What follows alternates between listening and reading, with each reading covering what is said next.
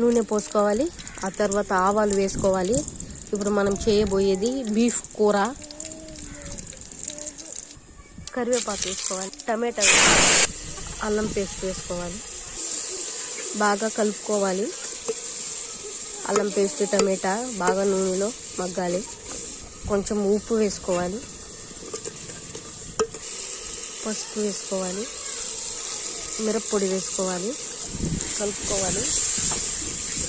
పసుపు ఉప్పు బీఫ్ ఉడికించుకున్నాం కదా, పసుపు ఉప్పు కరివేపాకు వేసుకొని దీన్ని ఇప్పుడు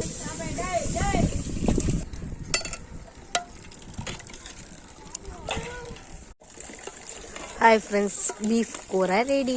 చూడండి ఎంత సూపర్గా టేస్టీగా ఉందో. సూపర్గా టేస్టీగా ఉంది ఫ్రెండ్స్. లైక్ చేసి సబ్స్క్రైబ్ చేసుకోండి మా ఛానల్ని.